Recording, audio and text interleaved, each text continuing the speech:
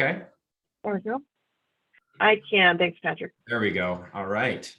Well, Jamie, it's great to be here. Thank you so much for the opportunity to come and to speak to the group. Absolutely love the name, by the way, Scrum Masters of the Universe. Great job, everybody. It keeps it fun, right? And that's a lot we're going to be talking about today is how can we build a little bit of fun and excitement into our training, specifically around problem solving. And this is one of the things that actually my company, one of our values, one of our 5 values is fun. So we try really hard in everything that we do to align our values to every activity that we do. So fun is one of those. And that's why what we're going to be talking about today is a huge part of that. Icebreakers, activities, everybody learns differently. And so it's important for us to understand that not everybody learns by reading a book, or not everybody learns by listening to someone speak to them. Some people learn through application, and some people learn through a hybrid or a mix of those. So being able to understand that and meet people where they are and give them training that where the lessons are driven home through practical application and activities is how we really engage our learners in when we do any type of training or activity. So Jamie, thank you again for the opportunity to speak today. I'm looking forward to talking to everybody. But when we do any type of activity, we start out with an icebreaker. And today we're talking specifically about one of those icebreakers, or it could be used as an activity throughout the training or in the middle of the training. But it's an activity that it's probably my most favorite activity. But I'm going to introduce you to this activity. I'm also going to touch on a couple other activities that we use or other variations of this particular activity as well. So I hope that you'll enjoy this presentation today. One marshmallow. So many of you may be familiar with the Marshmallow Challenge, but I'm not sure how many of you have actually used the Marshmallow Challenge in your problem solving training. So one marshmallow, as the title of this presentation says, really can change the way that you think about problem solving. So today I'm going to introduce you to this famous challenge, and although we can't actually do it, I'm going to do my best to walk you through this, the Marshmallow Challenge, not only to walk you through it, but to also give you some facilitator techniques, some tips and tricks that we use when we use the Marshmallow Challenge in any of our training. So my hope is that you'll walk away from today having a really good understanding of the Marshmallow Challenge, maybe a better understanding than you did before. Also that you'll be able to facilitate the Marshmallow Challenge and use it as an activity within your training to teach PDCA or 10-step problem solving or 8-step or DMAIC or whatever it is that you might be using that day. I would hope that this will be a good fit for your training. So I want to share how this activity, this icebreaker, can help develop or begin conversations around structured problem solving. Okay, so before I do that, just a little bit of history on the Marshmallow Challenge. So the Marshmallow Challenge was introduced by Peter Skillman back in 2006.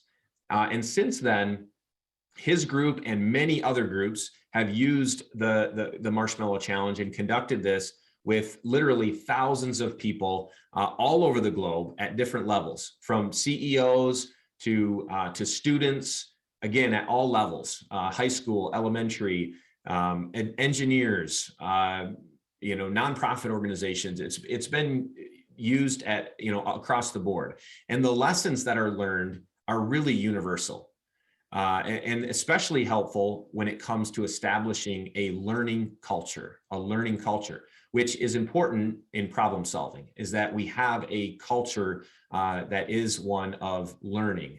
And we'll talk a little bit more about that as we go. Again, use the chat as well if you do have questions along the way, and I'll do my best to try to answer those. Otherwise, I may open up towards the end for some time for Q&A as well. So I am watching the chat, and I'll try to keep an eye on that if you do have any questions that drop in. So let's get started. All right, the Marshmallow Challenge. So what is it? For those of you that are brand new to the Marshmallow Challenge, the task is pretty simple. Teams have to build the tallest freestanding structure out of 20 sticks of spaghetti, 1 yard of tape, 1 yard of string, and 1 marshmallow, okay? And the marshmallow has to be on top.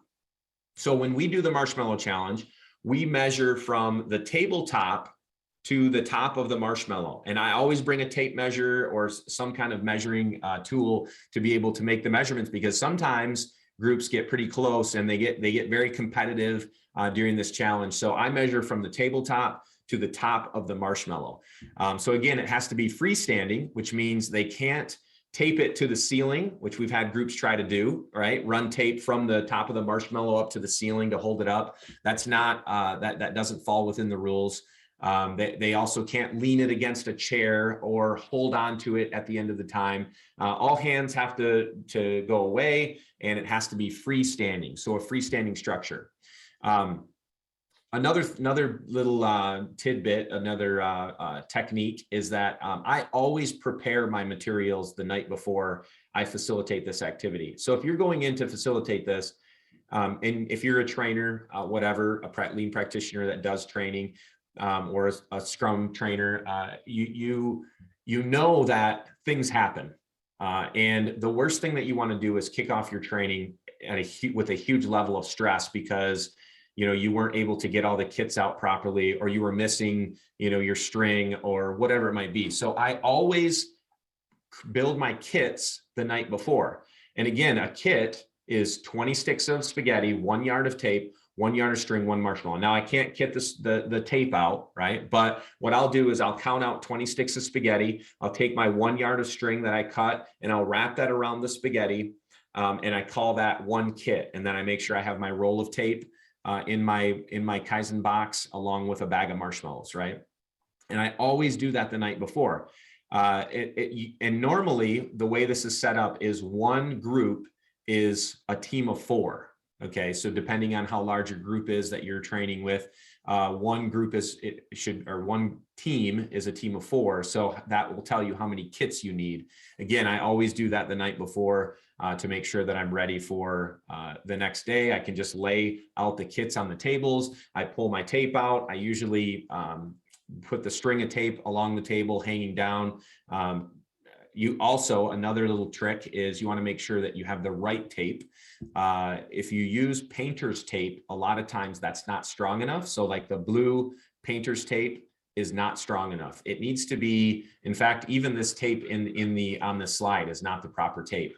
It has to be the brown construction tape, the good sticky tape that they can tear off really easily and be able to wrap and use. So you want to have the right type of tape as well. And you can obviously Google the Marshmallow Challenge and find all kinds of really great stuff out there on this as far as what supplies you need, what's the proper type of tape and all that kind of stuff. I've also experimented with different types of spaghetti. And you definitely do not want to get the generic brand of spaghetti. You want to get good spaghetti because generic brand, the spaghetti breaks really easy, which obviously will create an issue for the team if their spaghetti sticks are breaking. So you want to make sure you get good spaghetti, the right type of tape, some good string, and then good marshmallows, good tasting ones too, because it's always fun to pop one in while you're watching as well. All right, so some rules. So I went through these a little bit already, but the first rule is that you have to build the tallest freestanding structure, right? So the team has to understand that the winner is going to have the tallest freestanding structure, and you're going to measure from the tabletop to the top of the marshmallow. The second one is that the entire marshmallow must be on top. I always like to make a little joke because it's a marshmallow and it's edible, right? So I like to say, let's make sure the entire marshmallow is on top, no taking bites out of it to make it lighter. People seem to get a chuckle out of that, but make sure the entire marshmallow is on top. Third one, use as much or as little of the kit as possible. So teams need to understand that they don't need to use everything in the kit. If they only use 10 sticks of spaghetti and they make the tallest freestanding structure, then they win. Some teams never use the string. That's okay. They don't have to use the entire kit, but they can use the entire kit if they want to. I've also seen teams that have built a really nice freestanding structure, and then they felt like, well, we have this string here and we have this leftover tape and we have let's try to build onto this and make it even taller or stronger. And then they end up actually making it weaker and it falls over at the 18-minute mark. So I always watch that, but it's up to them. They can use the entire kit or they can use a piece of the kit. You cannot hold the structure up. And I kind of already talked about that, but once the end of 18 minutes hits, all hands have to come away. And then I work my way around and I measure from the tabletop to the top of the marshmallow. So those are the rules, pretty simple. Again, when I'm facilitating this activity, I usually go through the rules really fast. I make sure that I explain them well. And then I ask if there are any brief questions, and then I hit start. And there's a reason for that, because we need to, you have to start the activity as quickly as possible, because otherwise people will start to plan before you hit the clock. And you want the planning phase to be part of the activity. So you run through the rules, the expectations, you ask if there are any brief questions, and then you hit start right away. It has to happen very quickly in the beginning so that their planning is part of the 18 minutes. And that's important. If you spend too much time talking and answering questions, teams will start talking and they'll start coming up with plans before you even hit start. As I mentioned, it is 18 minutes. So again, this is just the rule that Peter Skillman came up with, and probably through different experimentation of different times. But he found that 18 minutes was the best time to give teams enough time to be able to complete the activity, and also not too much time to where they were waiting around. So 18 minutes, and I've experimented also. We've actually broken this activity up into many different ways. One of the ways that we did is we did shorter sprints of time, like 5 minutes, 5-minute sprints with adjustment or reflection and adjustment in between, and then let them do it again, 5 minutes, adjustment in between. So that's another way that you can think about doing this activity. It is difficult to get a structure in 5 minutes, especially the first time, but if you break it down into 5 minutes and then you just let them have a reflection period where they talk about what they learned. Again, these are rapid PDCA cycles. We'll talk about that here shortly, but rapid PDCA cycles, 5 minutes, reflect, adjust, another 5 minutes, reflect, adjust. Those can be very effective that way as well. So you can break this up and do it however you want, right? There's no rule that you have to do it in 18 minutes, but 18 minutes has definitely been the amount of time that has shown to have really good benefits. And I'll explain that here shortly. So I wish that we could actually experience the Marshmallow Challenge together. Unfortunately, we can't do that today because we're all on Zoom. So I do have a video of us conducting this exercise with another group. So I'm going to go ahead and play that now. Let's see how we do. I don't know if you'll be able to hear volume or not.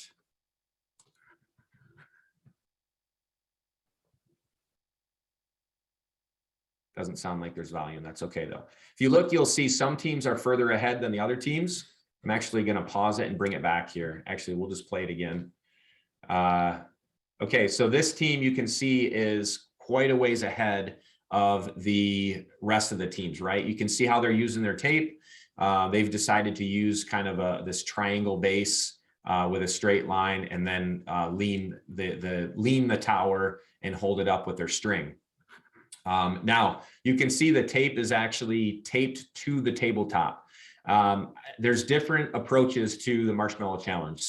Some practitioners or facilitators say you can't because that means it's not really freestanding. Other ones say you can tape to the top of the tabletop. I'm not exactly sure what Peter Skillman did in his experiments, if he was allowing them to tape to the tabletop or not. It's not really freestanding, so I would guess he probably didn't do that. I normally allow the teams to tape to the tabletop because then we actually have some really nice structures that we can measure against. Whatever you decide, I don't think it's a big deal either way. But let's look at another team here. So you can see this team here doesn't even have a structure yet, right? So they're still putting the plans together. Maybe they've separated activities. One of them is working on the string. Another one is working on taping sticks. You can see one person standing, other people are sitting. All of this, when it comes to question and answer and discussion about the activity, all of this type of stuff comes into play when we start talking about what it means to have good team collaboration in an activity like this. Let's check out another team here. Okay, so these guys, very similar. They have a 3-leg structure with a straight. Looks like they're going to try to use the string method as well to lean it there. Again, one person standing, other people sitting and working. Maybe a good method, maybe not. I missed the last team there. Similar, so that team looks like they have kind of the a 4-leg approach. They are taping to the table, but again, just a fun little exercise that has some really, really great benefits. And we're going to talk about those here in just a minute. All right, so after we've completed the 18 minutes, so I start the clock, I'm running through the 18 minutes. Now, I love to put a little competition in it as well. Normally what I'll do is I'll buy the big king size candy bars, and I'll have 4 of those. And I'll let them know that ahead of time that the winning team is going to receive a very lucrative gift. I don't show them the candy bars yet. So I tell them a very lucrative gift. Each person will receive a very lucrative gift, and they'll have bragging rights for at least 90 days after the event. And people seem to love to have bragging rights. So that's how I set up the competition. I create a little internal competition. A lot of times what I'll also do is after I hit the clock on the 18 minutes, and I will say too, real quick, 18-minute clocks, you can go on YouTube and you can search 18-minute countdown clock. And you can find them right on YouTube, free to use. You don't have to pay for a countdown clock app or anything like that, or use your phone. Put it right up on the screen so everybody can see the 18-minute countdown. Then once I hit start, a lot of times what I'll do is I'll also play like a little bit of music in the background just to get the excitement going, right? Get the creative juices flowing. A lot of times I like to go to 80s hair bands. I don't know why. I just like 80s hair bands.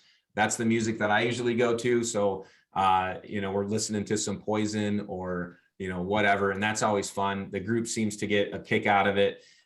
It also creates a little bit of stress too. So we're adding a little bit of stress to the activity. You got music, you got everybody's loud, everybody's excited. A lot of times I'll let them know as the time's going. I'll say, hey, you got 10 minutes left, or you got 3 minutes left, you got 2 minutes left, right? And so again, that just continues to keep the excitement going. Sorry, Lexi's asking, what is 80s hairband? 80s hard rock or 80s rock music is really what I play. 80s hairband is what I search on YouTube or on music app. I'll search 80s hairbands, and that's what I normally use. So it's like a 1980s rock music channel. I don't know why. Find out what works best for you, but that's what I love to use. It's always fun. People seem to resonate with the music, so it works really well. All right, so at the end of 18 minutes, we are now moving into the discussion time with the team. And this picture actually is one of the tallest structures that I've seen built.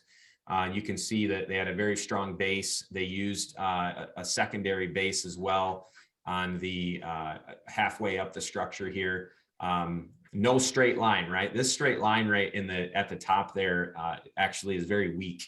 But we'll talk about that here in a second. So then we go into question time. This is normally the slide that I use to ask questions. So was your team successful in building a freestanding structure? Why or why not? So if you have your chat and you have done the Marshmallow Challenge, well, how would you answer this question? What do you think? Were you successful or were you not? When you did the Marshmallow Challenge, were you able to actually build a structure? Maybe you didn't have the tallest structure, but were you able to actually build a structure? So this is the first question, right? It's a little bit of a fun discussion because a lot of times the teams try to build this really nice structure, and at the end of 18 minutes, it just falls over. So people are laughing, they're having fun, but they were not able to actually have a standing structure. So I might ask why? Why do you think you were not able to have a a standing structure, and they'll give me some reasons why. We waited too long to start building, or one person took the lead and we didn't really have the ability to all throw our ideas in. So there's some really good discussion that happens around this particular question. And someone asked a question in the chat. They want to know, is the conversation with the team or as a large group? Great question. I do that as a full group. So I ask them and they are talking to the entire group and answering the question about their specific team. So were you able to? They raise their hand, they answer to the entire group, why or why not, and we do that. I could see how maybe small discussions within a group first could also help with that, depending on time, right? We're using this as an icebreaker, so we normally spend no more than 30 to 45 minutes on this particular activity. All right, here's another question that we ask the group to spark some discussion. Would you do anything differently if you could do it over again?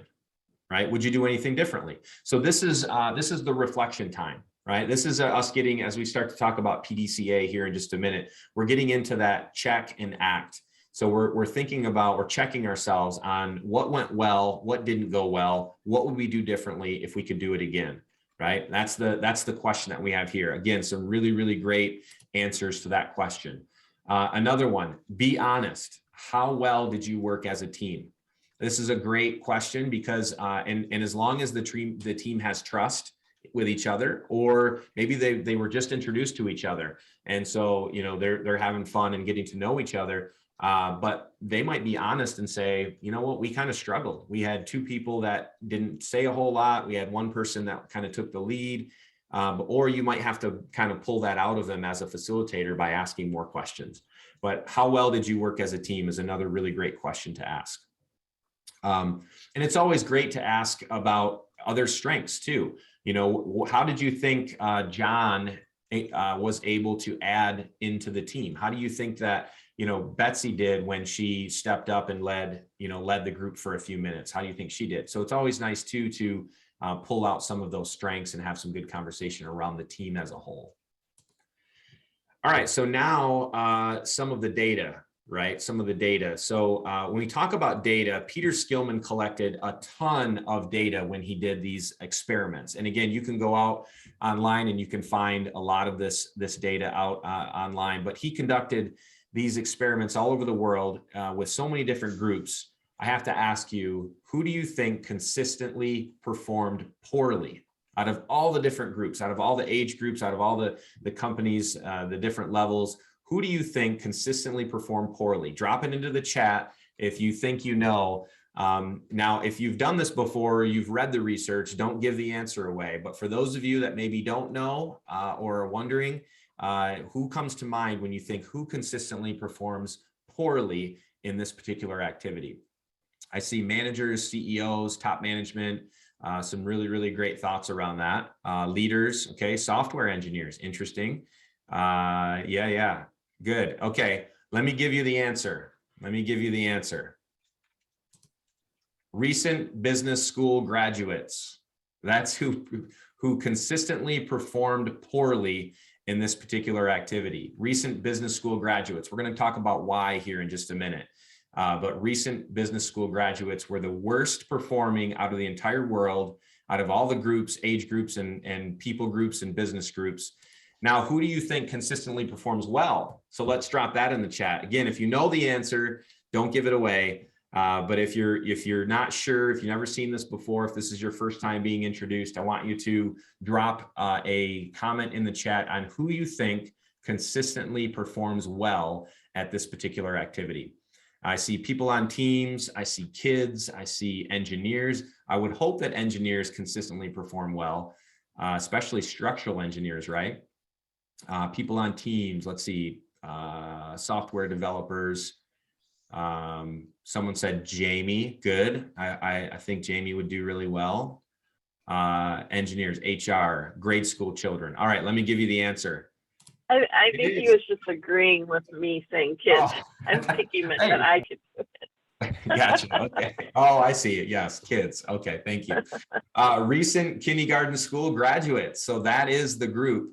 that consistently performs well. Now, I will tell you that the data does show that engineers do perform really well, which we would hope, right? Structural engineers. But kids consistently across the board tend to do better than adults. And that is such an interesting, it's such an interesting point. And I wonder why. I wondered why, right? Why would that be? And I actually work with a lot of different nonprofit organizations, and we conduct this activity with lots of nonprofits that have kids. And I will stand behind the data on this. That is true. Kids do tend to perform so much better. So let's talk about why. Typical progress for a business school student. Business school students tend to spend a vast amount of time planning, and then they execute on the plan, right? They're trained in school to make business plans. That's what they do. So they spend a ton of time planning, and then, with almost no time left, they're quick building their structure, and then they throw the marshmallow on top. 18 minutes is up. They take their hands away, and what happens to the structure? It falls over. And they don't make it, right? Because they spent so much time in the planning phase. Now, what children do differently is that they start with the marshmallow on top, and then they build prototypes. They have these short little PDCA cycles, as I call them, short little PDCA cycles or sprints, right? Where they're building these prototypes, always keeping the marshmallow on top and always trying new things. So, designers recognize this, this concept of collaborative design, and each version that the kids make, they learn from that, right? And they build quickly on that, and they continue to build. Now, kids are also not jockeying for power either, right? Where adults are like, well, who's going to be in charge? Who's going to take the lead here? Kids don't care. They just jump in and they start building. They learn, they build another prototype. They learn, they build another prototype, and it's proven to work. And really what they're doing is they're carrying out what we call the engine of execution, PDCA. Now, there's also, you can also hear different versions of this, right? There's PDSA, there's people that have dropped the do, there's people that have put them in different orders and things like that. But at the end of the day, PDCA is what we're going to talk about today, rapid PDCA cycles. So what I want to do is I'm actually going to show you another activity that we conduct to help teach PDCA. And this particular activity, I'm just going to set it up. Basically, we have teams get into a circle, and we give them a ball, and we have them introduce themselves. And then the first person introduces themselves, then they toss it to someone else in the circle. The next person has to say the person's name before them and their own name. And then they have to pass it or toss it to someone else.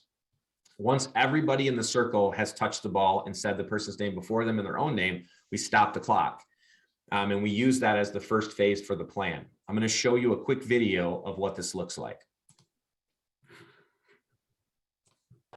2 circles, approximately the same number of people in each group. Then I need 1 person in each group that has a phone that can be our timekeeper. So timekeeper can go ahead and kind of step out of the group with your and go to your stopwatch on your phone. Close the circle. Here you go. All right, so here's the instructions that for this particular activity, okay? So what you're going to do is the person that has the ball is going to say their name. So my name is Patrick. And then I'm going to toss or hand the ball to somebody in the circle. And then that person is going to say his name is Patrick, or he's going to say my name. His name is Patrick. And my name is? My name is Ryan. Ryan. Okay. You don't have to say everyone's name ahead of you. Only the last person that went before you and your own name. That's it. Okay? Now, if the ball touches the ground, you have to start over. And you have to say the person's name before you, the person's name after you. Everyone has to be involved. Okay, timekeepers, you start when they start, and then you stop it when the last person touches the ball. Okay? On your mark, get set, go. My name is Justin. His name is Mike. So we have Justin. His name is Justin. My name is Joshua. My name is Matt. March.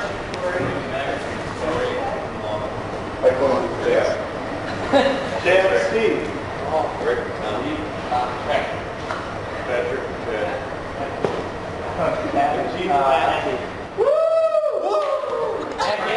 Hang on. Okay, is that everyone? Top your time? Okay, group number 1 over here, what was your time? Group number 1 was what? 24.97. What was group number 2? 49.58. 49.58. Look at all that waste. All right. All right, the first thing, this is what I want to do. I want you to, without starting yet, I want you to just talk as a group, and I want you to come up with a plan on how you're going to cut this time in half. Okay, so you need to cut the time in half. So don't do it yet. I just want you to make a plan. Talk to each other, make a plan, decide on a plan, and then we'll start to the next step.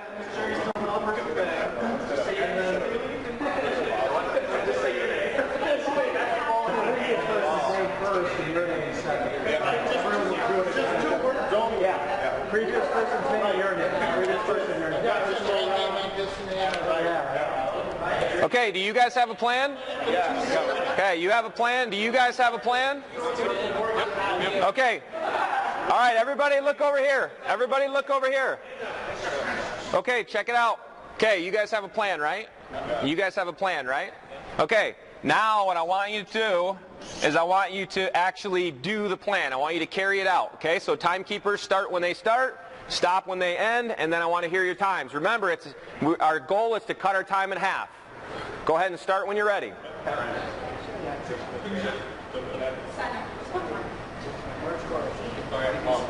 Steve Compton. Got him, Chad. Pat. John. Okay, what was your time? 13.7. Wow. What was your time? 16.6. 16.6. Okay, now. So we carried it out, right? Now we need to check ourselves, okay? So we got to check, were we able to cut our time in half? Yes. Were we able to cut our time in half? Not quite, right? Okay. So now after we check, we now know whether or not we hit our plan or we didn't hit our plan, right? So the next thing we need to do is we have to take some kind of an action based on what we just checked, okay? So for you guys, because you hit your goal, you may want to now make that the standard and train the rest of the team and make sure that they're always doing it that way, right? Because then they're going to hit their goal every time. If they go back to the old way, they're probably going to end up at 49 seconds, right? So we got to put some standards in place and make sure that they're following their process. For you guys may need to adjust a little bit and figure out, okay, what did we learn that time? What can we do a little bit differently this time so that we can hit our goal this next time and really cut that in half? Okay? So now what I want you to do is I want you to make a plan on how you're going to cut this last time in half.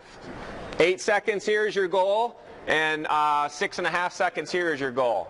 How are you going to cut it in half? Go ahead and make a plan. Get real tight. Everybody touch that once.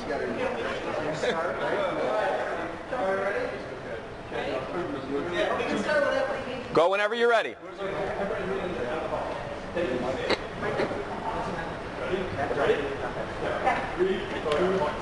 What was it? 10.2. 10.2. All right, so now look, you're checking, right? Were you able to cut that in half or not? Okay, talk. I think you get the idea, right? So that is PDCA. That is Plan, Do, Check, Act. And a very simple activity, an easy way to introduce it to whoever you're teaching. So the Marshmallow Challenge, when we do the Marshmallow Challenge, we talk about those rapid PDCA cycles, those rapid learning cycles, right? From there, we move into PDCA and teaching the engine of execution. We talk about how important the PDCA cycles are towards experimenting toward a solution.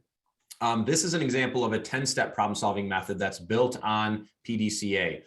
So a lot of times what we find is that the reason why people aren't able to get to a solution, to a root cause and a good solution is because they don't spend enough time in the planning, which is counter to what we learned in the Marshmallow Challenge, right? They spent too much time in the planning phase. The business school students did, because at some point you got to do something, but that doesn't mean you don't have a plan at all, right? So there has to be a balance, right? And one of the things that we found is that a lot of companies don't spend any time in the planning phase. They go right to the do, and they spend a lot more time trying to get to a solution rather than if they would have just put a good plan up front in place, and then at some point they actually move to the do, right? Which is the difference. The college students waited until 18 minutes. We need to have quick iterative PDCA cycles. So we need to have a plan in place, and then we need to execute. We can't wait for perfection, because it's not going to happen. We need to move ahead on the information that we have with a good plan and try something. And then once we've tried something, then we check to make sure that we were able to reduce or eliminate the problem. And then we put some kind of action in place, act on the results. So you can see this 10-step method lays out a good plan. So describing the problem, understanding the needs and requirements, using a team approach, identifying potential causes, collect, analyze data, identify alternatives, prepare a plan of action, get leadership support and approval, which is very important. And then you actually implement the solution. Measure, monitor, and control your results, review, and recognize. And this is a really great 10-step problem-solving method. If you don't have a structured problem-solving method in your organization, I would definitely recommend starting with PDCA, teaching the concept of PDCA, getting people to understand the cycle of PDCA, and then maybe move to something like this, put some structure behind it, and actually move ahead with it with a structured problem-solving process for your organization. Now I want to move back to the Marshmallow Challenge real quick. So this is a very simple activity, but there are deep lessons that can be learned. You know, some of those lessons, actually, I'll move to the next slide here. Deep lessons about the nature of collaboration with teams. So the first one is to use a team approach, collaborate quickly, right? If you do not, so those people that are out there that try to solve problems on their own, you know, sometimes you'll get to a root cause, sometimes you'll be able to figure it out and solve the problem, but how much faster and better is it when you put multiple brain power, multiple brains together to go after a problem together? It's much faster because there's more ideas, right? But it can also be more difficult because teams have to have the ability to work well together, right? So you have to be able to collaborate quickly. And this activity forces people to collaborate very quickly. They have to. They only have 18 minutes. So they have to learn how to collaborate quickly. So that's the first one, is team approach. And we talk about this one extensively. The next one is that diversified skills matter. So if you were to go to out and search the Marshmallow Challenge online, you'll find some of that data that I talked about. One of the other things I said, engineers tend to do really well also, but another group that does really well is when CEOs are coupled with executive assistants. They tend to do really well. But CEOs alone don't do as well. But when you put an executive assistant in their team, they do really well. Why do you think that is? Because diversified skills matter. Everyone has strengths. And when we understand that, and when we start to put teams together based on their strengths, that's when amazing things can happen, right? So executive assistants have really great organizational skills, right? CEOs, not so much. Normally they're visionaries, right? And so they normally don't. But when you put those two together and you have a visionary with a person who's very organized and detailed, that can make a very, very good team. So diversified skills matter. Another really, really great point. The third one, use rapid PDCA cycles. We talked about this already, but prototyping matters. In the Scrum world, we call this sprints, right? Rapid PDCA cycles. Plan, do, carry it out, check. So now we're studying, we're reflecting, we're looking at the data, we're seeing what happened based on our plan, and then we're acting or adjusting according to what we learned. If we can get people in the mode of these quick PDCA cycles, they're going to drive to solutions much quicker than ever before. The last one is driving hidden assumptions out. Driving hidden assumptions out with PDCA cycles. So a lot of people assume that a marshmallow is light and fluffy. You would think that's light and fluffy, but when you combine it, when you put it on the top of a tower made out of spaghetti sticks and tape, it actually becomes really heavy and it will bring the tower over. So if they wait until the end, until 17 minutes and 55 seconds, and they put that marshmallow on, they had the assumption that it was going to be light and fluffy and it was just going to, stand up. But when in reality, they were wrong. And if they would have driven out those assumptions earlier by doing prototyping earlier, like kids do, and started with the marshmallow on top, they would have learned very quickly that they need to have a wide base and they need to build the base up almost like a pyramid to have the tallest freestanding structure. So drive out hidden assumptions earlier. Another really, really great point that can be tied back to problem solving within organizations. Driving them out by rapid PDCA cycles, right? All right, I want to show you as I close today, before I open up for questions, I want to show you another version of the Marshmallow Challenge that I learned while I was speaking at a conference in New Hampshire at the University of New Hampshire. And this is another version of the Marshmallow Challenge. So check this out. Hey everybody, this is Patrick Adams, and I am here at the University of New Hampshire Lean Summit, and they have this really great activity that they're doing right now, the tallest freestanding balloon structure. Each team was given a kit of Scotch tape and balloons, and they're given 25 minutes to build the tallest freestanding balloon structure. Really great activity. A little bit of critical thinking skills and team building, collaboration being taught through this activity. Hey everybody, remember, keep it simple, keep it visual, and continue to improve. All right, so that's another really great activity. It's just the same as the Marshmallow Challenge, only everybody gets a bag of balloons and some tape. And they have to build the tallest balloon structure on their table. And that was a lot of fun. I saw people you have to be safe, but they were up on the tables and it was a lot of fun. It was a good time. These are some other really great activities that we try to build into our training that again, just help to drive the points home of whatever it is that we're training that day. So you can see in the top right is we're having a problem solving class. This is with high school kids. We use a product innovation game. We also use the Red Cup Challenge, which Red Cup Challenge can also be used with teaching kata as well. So it's another good one.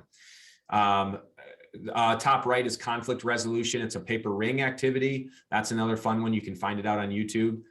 We have creative thinking infinite loops. We actually have sets of these that we built ourselves, these infinite loops. You can just make them out of string and scissors. And that's another really fun activity. For communication, we do a back-to-back with I forget what these sets are called, but you create a vision in front of you, and then you have to have the other person create the same vision behind you and without them seeing it. So that's a lot of fun. And then the last one is the paper challenge, which is a part of our team building activities. Jamie asked if there are virtual alternatives to these. There are definitely a lot of really great virtual activities out there, not necessarily virtual activities that match up with these that I'm showing you here right now.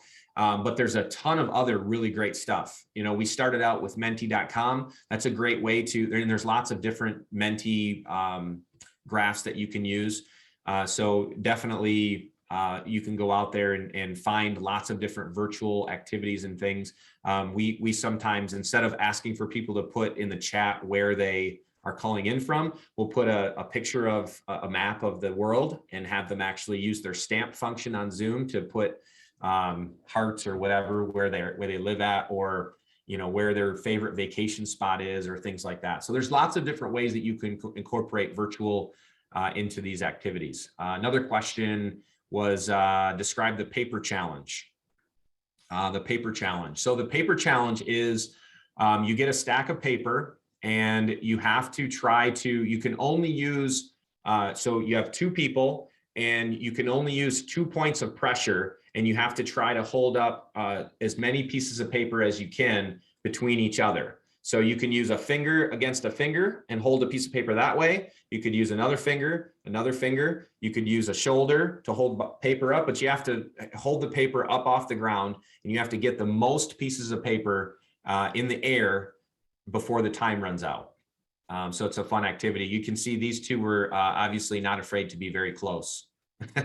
A lot of times we don't get that.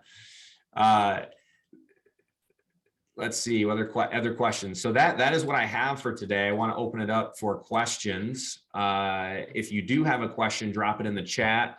We have about 8 minutes left. I wanted to leave a couple minutes at the end for any questions. You can definitely take yourself off of mute if you want to ask a question that way. Otherwise, feel free to drop it in the chat.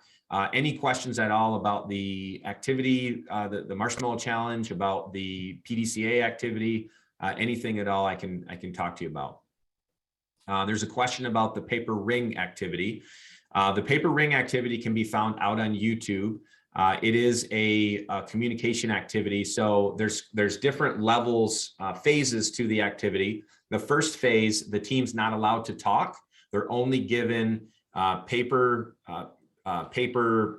scissors, paper, and tape. And they're given they're not given any direction except that they have to make a paper loop, and it has to be the longest. And then what we'll do is and they're not allowed to talk the entire time. The other one we'll do is we'll take one team leader out and give them the instruction. So they have to give the instruction to the team, and then they can't talk.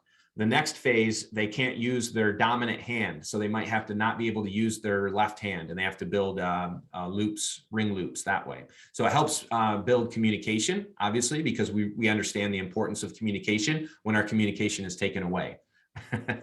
So what else do we have here? With how small groups Marshmallow Challenge still works? Is there too small amount of people to do the challenge? Great question. We have done it with less. 4 is optimal.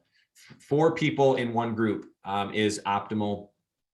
You can do it with less. It's just not you don't get as much value out of it. Honestly, anything less than 4, there's not as much value. Anything greater than 4, and you got too many people sitting around there, and it's difficult. So I would say try to stick with 4 if you can on that one. And you can do multiple groups, obviously. You can do 5 groups of 4. You can do 2 groups of 4.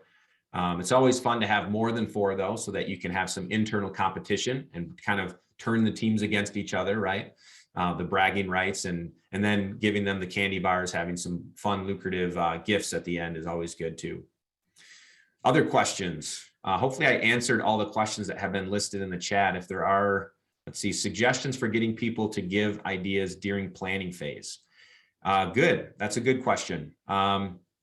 So, and you're talking, Robin, are you talking specifically about the Marshmallow Challenge, or are you talking about the 10-step challenge for getting people to give ideas?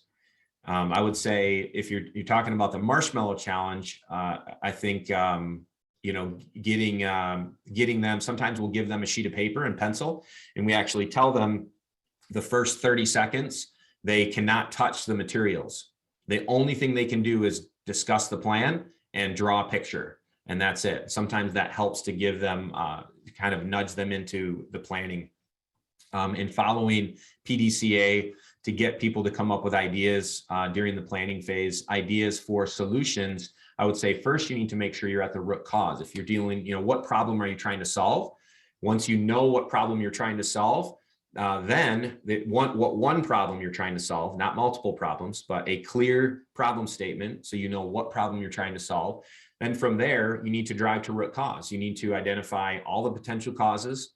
You need to drive to root cause, make sure you have the root cause of whatever the causes that you've identified.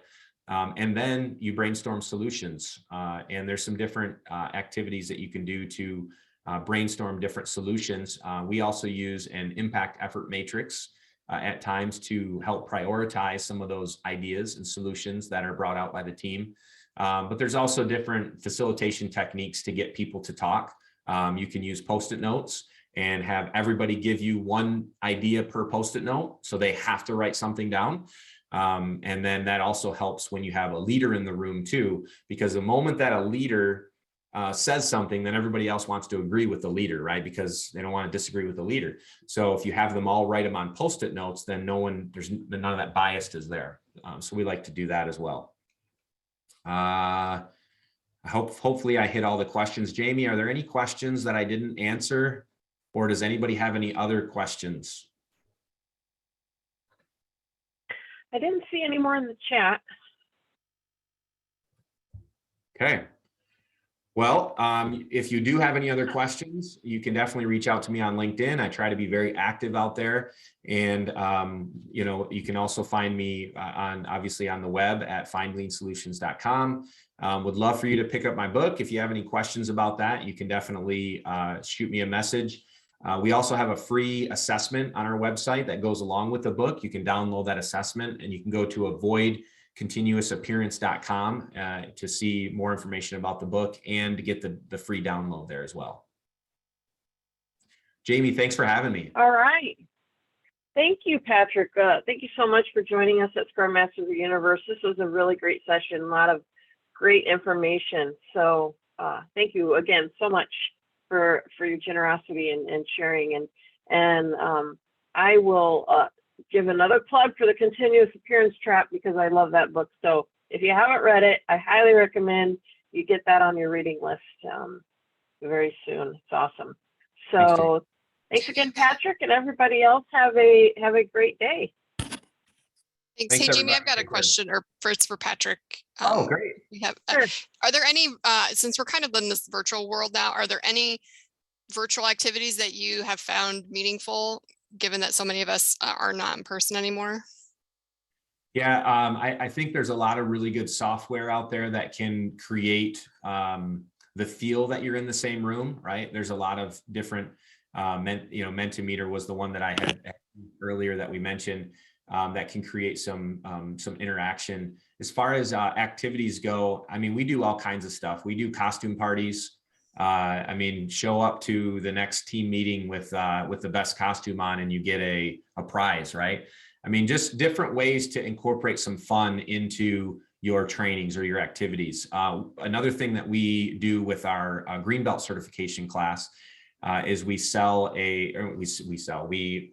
ship a kit to each of the attendees. And so they receive a kit in the mail, and then within the kit, they have some Play-Doh, they have a scale, they have some Play-Doh cutting stuff, and then we incorporate that activity into the virtual class. So while we're all on virtual, we're actually building some things and weighing, and we're doing that together, showing off our designs, laughing about it, right? All kinds of fun stuff. So, definitely you have to be creative now, right? To use virtual, but Zoom has a lot of really good things that you can use. Google Meets has, got some different interactive tools and stuff. But I would just search YouTube and search virtual icebreakers. There's lots of good stuff out there. All kinds of good activities. It looks like Jamie just dropped one into the chat too, a link. Thank you very much. We do Kaizen events on virtual.